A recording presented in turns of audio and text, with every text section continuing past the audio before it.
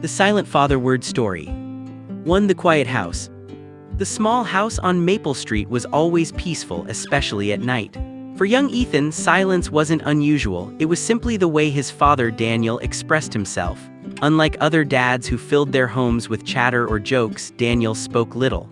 His voice was calm, careful, reserved. Ethan often wondered if his father loved him.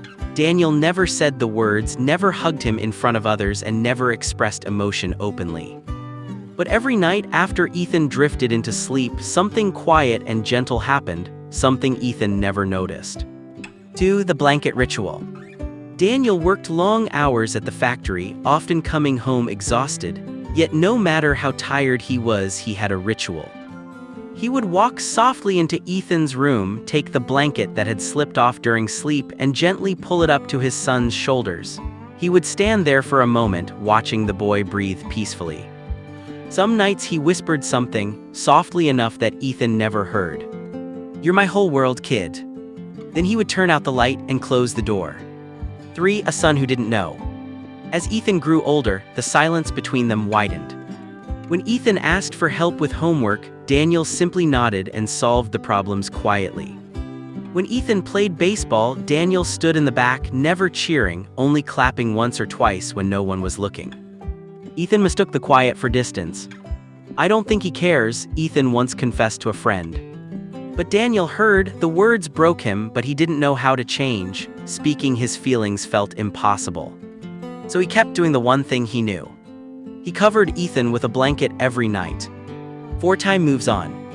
Years passed, Ethan grew into a young man and left for college. The house became even quieter. Daniel still checked Ethan's empty room some nights out of habit, then smiled sadly. They called occasionally, but conversations were short. Ethan always hoped for the words he had longed to hear, but they never came. Still, Daniel always ended their calls with, "Take care of yourself," which was his version of "I love you." 5. The Goodbye. One winter, Ethan received a phone call that made his world stop. His father had suffered a heart attack. By the time Ethan reached the hospital, Daniel was gone. The silence he had lived with his whole life felt crushing now, too final, too hollow. As Ethan sorted through his father's belongings, he found little notes Daniel had written but never given him. "Proud of you. You've grown into a good man. I love you more than life." 6. The Discovery. When Ethan returned to his childhood home, he walked into his old bedroom.